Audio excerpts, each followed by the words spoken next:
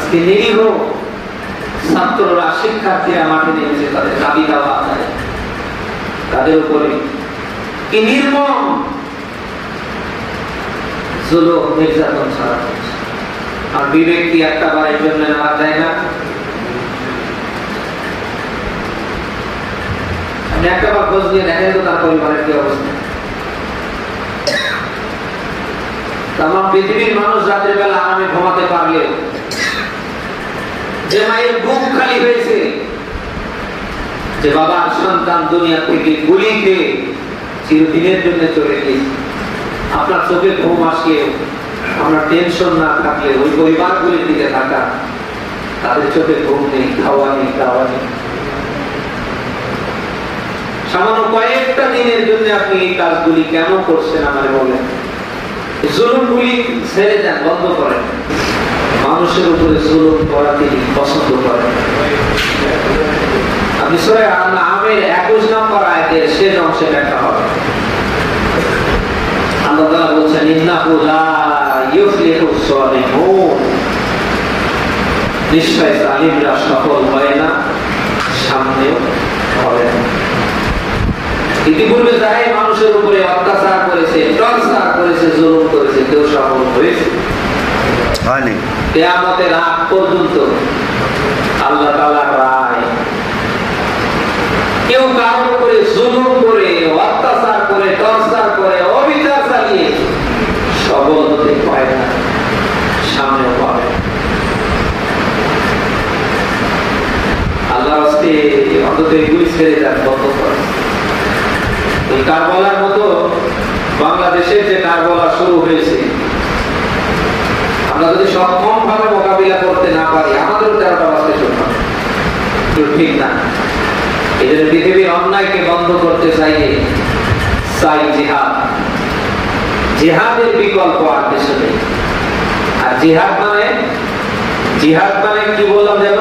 চেষ্টা করা। জিহাদ মানে চেষ্টা করা। জিহাদ মানে চেষ্টা করা, প্রাণান্তকর চেষ্টা করা। আপনাকে চেষ্টা অবশ্যই করতে হবে। সূরা সাফ 4 নম্বর আয়াতে আল্লাহ তাআলা ব্যাখ্যা দিয়েছেন, যারা অন্যায় রোধ করার জন্য জিহাদ করবে, সংগ্রাম করবে, যুদ্ধ করবে, আল্লাহ পাক বলেন আমি আল্লাহর কাছে তারা প্রিয়। ইন্নাল্লাহা ইউহিব্বুল্লাযীনা ইউকাতিলুনা ফী সাবিলিহি সাফফান কান্নাহুম বুনয়ানুম মারসুস। আল্লাহ তাআলা বলেন নিশ্চয় আমি আল্লাহর পথে যারা জিহাদ করে, যুদ্ধ করে, সংগ্রাম করে, আমি আল্লাহ তাদের ভালোবাসি। সাফফান কান্নাহুম বুনয়ানুম মারসুস, যারা সীসা ঢালা প্রাচীরের মতো দাঁড়িয়ে আমার পথে জিহাদ করে। অন্যায়কে নির্মূল করবার জন্য যারা আমার পথে জিহাদ করে, সংগ্রাম করে, আল্লাহ তাআলা বলেন আমি তাদের ভালোবাসি। এই কথা কি বলছেন? তাহলে জিহাদের দরকার আছে তো? অন্যায় যেখানে আমাদের জিহাদ হবে, যেই হয় না কেন, রক্ত চক্ষুকে আমরা পরোয়া করি না। যেই অন্যায় করুক, সে যেই হয় না কেন, নিজের বাবা হলেও ছেড়ে যাওয়ার কথা নেই। আপনার ঈমান আছে, আপনি বুঝবেন কি করে? আপনি তো মনে করছেন যে মাথায় টুপি, মুখে দাড়ি, সারাদিন জুব্বা ওর করে, মাথার উপরে বিশাল বড় একটা পাগড়ি, আর হাতে একটা তসবিহ নিয়ে সুবহানাল্লাহ, আলহামদুলিল্লাহ, আল্লাহু আকবার, লা ইলাহা ইল্লাল্লাহ, এগুলি করলে মনে হয় ঈমান থাকে। আপনার ঈমান আছে, আপনি বুঝবেন কি করে? বোঝার একটা থার্মোমিটার দিচ্ছে। সে থার্মোমিটার হচ্ছে অন্যায় যেখানে আপনার প্রতিবাদ হবে সেখানে। অন্যায় দেখার পরে যদি আপনি প্রতিবাদ করতে না পারেন, আমি লিখিত মাসলা দিয়ে গেলাম আপনার ঈমান নেই। আর যদি ঈমান না থাকে, নামাজ পড়েন, রোজা রাখেন, হজ করেন, যাকাত দেন, দান করেন, সাদকা করেন, আপনি যাই করেন না কেন, একটা আল্লাহ নেয় না, সামনে দেবে না।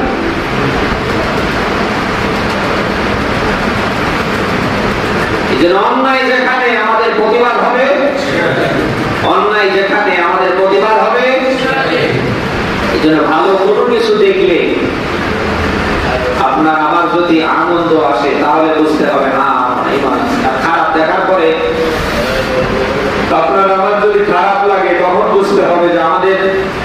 আছে? ঈমান। তাহলে ভালোকে ভালো বলা, খারাপকে খারাপ বলা, সত্যকে সত্য বলা, বাতিলকে মিথ্যাকে মিথ্যা বলা, এর নাম ঈমান। এর নাম কি? ঈমান। আপনি সূরা তাওবার 41 নম্বর আয়াতে ব্যাখ্যা পাবেন।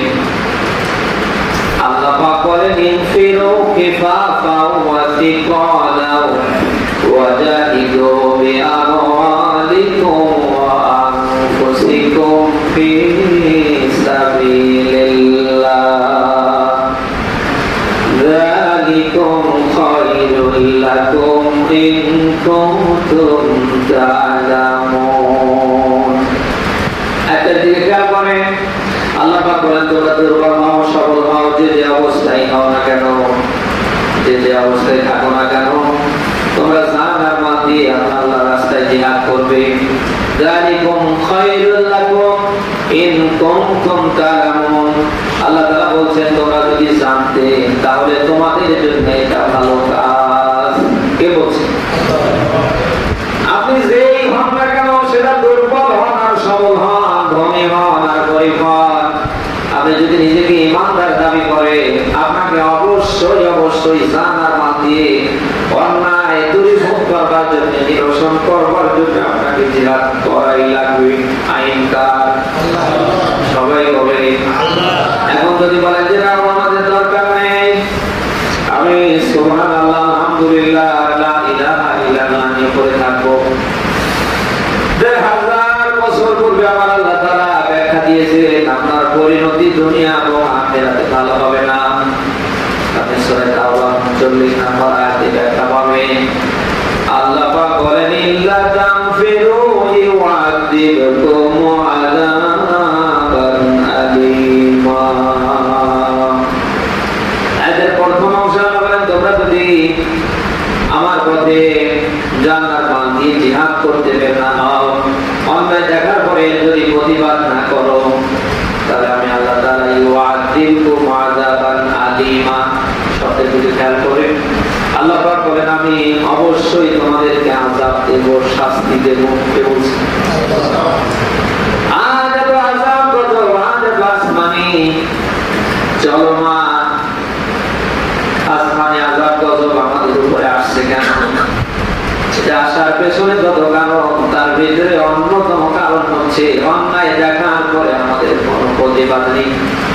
শুধু আস্তাগফিরুল্লাহ নাউযুবিল্লাহ, আর অন্যায় দেখার পরে যদি আস্তাগফিরুল্লাহ নাউযুবিল্লাহ বাদ দিয়ে অন্যায় বন্ধ করবার জন্য মাঠে রোড ঘাটে রাস্তা পথে আমরা ঝাঁপিয়ে পড়তাম, এ দেশে অনেক আগেই অন্যায় বন্ধ হয়ে যেত।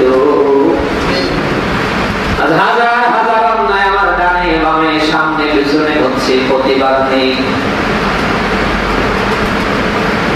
আল্লাহ তাআলা সেই কথাই বলছে তোমরা যদি বের না হও, তোমাদের জান আর মাল দিয়ে যদি আমার রাস্তায় জিহাদ না করো, অন্যায় বন্ধ করবার পক্ষে যদি তোমরা চেষ্টা না চালাও, 1 নম্বরে আমি আল্লাহ তোমাদের আযাব দেব।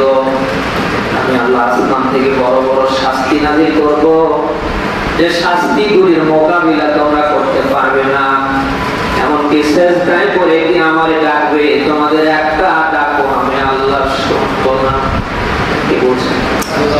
বলেন আবু দাউদ শরীফের হাদিস, নবীজি বলেন অন্যায় দেখার পরে মানুষ যখন অন্যায়ের প্রতিবাদ ছেড়ে দেবে, নামাজ নিয়ে রোজা নিয়ে হজ নিয়ে যাকাত নিয়ে মানুষ যখন জিকির আজকার কোরআন তেলাওয়াত নিয়ে ব্যস্ত থাকবে, ওই সময় আল্লাহর পক্ষ থেকে আসমানি আযাবগুলো তসবিহ দানার মতো, মালার দানার মতো একটার পর একটা জমিনে পড়বে, আর মানুষ এটা সহ্য করতে পারবে না। এটা থেকে বাঁচার জন্য মানুষ সেজদায় পড়ে যাবে, বারংবার চোখের পানি ছেড়ে দিয়ে আল্লাহরে ডাকবে, তাদের একটা ডাকও আমার আল্লাহ শুনবে না, শুনবে না। বিরোধিতা করবা, সেই জন্য আপনার আমার কাজ হবে জান আর মাল দিয়ে আল্লাহর পথে জিহাদ করা। অন্যায় কেমনে কিভাবে বন্ধ হয়, অন্যায় কারা বন্ধ করতে পারে, তাদেরকে সাপোর্ট করা দরকার আছে না?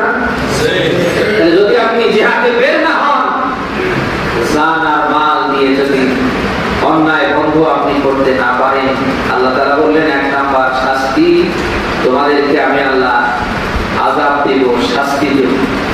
2 নম্বরে আল্লাহ যেটা দিলেন এটা খুব কঠিন, ওয়ায়াস্তাবদিল কওমান গায়রাকুম ওয়ালা তাদুররুহু শাইআ। আল্লাহ বলেন এমন জাতিকে তোমাদের উপরে চাপিয়ে দেব, ওয়ালা তাদুররুহু শাইআ, 14 গোষ্ঠী মিলে তার তোমরা কোনো ক্ষতি করতে পারবে না। আজ আমরা মুসলমান দাবি করছি, 96% মুসলমান। বাংলাদেশে জানাম তো ইসলামের একটা নিয়ম নীতি কি দেশে চলছে? চলছে কার? সব দাদা বাবুরা। 96% মুসলমান, যেখানে একটা কোরআনের বিধান এদেশের কোন একটা জায়গায় চলছে না। চলছে কার? সব দাদা বাবুরা। আল্লাহ তাআলা বলেন তোমরা যদি বের না হও, আমার পথে যদি তোমরা জিহাদ না করো, এমন জাতিকে তোমাদের উপরে আমি আল্লাহ তাআলা চাপিয়ে দেব, 14 গোষ্ঠী মিলে তোমরা তাদের ক্ষতি করতে পারবে। তাহাজ্জুদ করে, ইশরাক করে, আওয়াবিন করে, দান করে, সাদকা করে, হজে গিয়ে, উমরায় গিয়ে কেউ তো আর কম চেষ্টা করছে না, কাজ করছে না। কারণ আল্লাহর নির্দেশ, আল্লাহর আদেশ তো আমরা মানছি না। আল্লাহর আদেশ ছিল আমরা যেন বের হই, আল্লাহর আদেশ ছিল অন্যায় যেখানে আমাদের প্রতিবাদ হবে সেখানে, কিন্তু সে আদেশ কি আমরা মানছি? গুরুত্ব দিয়ে নামাজ যেভাবে আদায় করছি, রমজান মাস আসলে যেভাবে গুরুত্ব দিয়ে রোজা রাখছি, সামর্থ্য থাকলে গুরুত্ব দিয়ে যেভাবে হজে যাচ্ছি, উমরায় যাচ্ছি, তো আল্লাহ যে জান আর মাল দিয়ে জিহাদ করতে বলেছে, জমিনে অন্যায় যেখানে প্রতিবাদ হবে সেখানে, এই আদেশ করি মানছি না।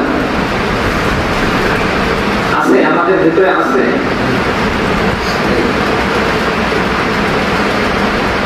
এরপরে আল্লাহ তাআলা বলেন আল্লাহু আলা কুল্লি শাইইন কাদির, আমি আল্লাহ তাআলা সকল শক্তির উপরে ক্ষমতাবান। আচ্ছা, যার ক্ষমতার উপরে, যার শক্তির উপরে ক্ষমতা শক্তি কাজ করে, তিনি যেন কে? কে কে? সে আল্লাহ তাআলাই বলছেন তোমরা যদি জান আর মাল নিয়ে আমার রাস্তায় বের না হও, আমার রাস্তায় জিহাদ না করো, তাহলে আমি আল্লাহ তোমাদের শাস্তি দেব। আর 2 নম্বরে এমন জাতিকে তোমাদের মাথার উপরে বসিয়ে দেব, 14 গোষ্ঠী মিলে চেষ্টা করলে ওরে মাথা থেকে তোমরা নামাতে পারবে না। আমি আল্লাহ অধীন কার না? আল্লাহ। এই জন্য আপনার আমার প্রত্যেকের কাজ হবে জান আর মাল নিয়ে আল্লাহর রাস্তায় বের হওয়া। আল্লাহ দিন যেন জমিনে জিন্দা হয়, অন্যায় যেন জমিন থেকে দূর হয়, ওই পক্ষে কাজ করা।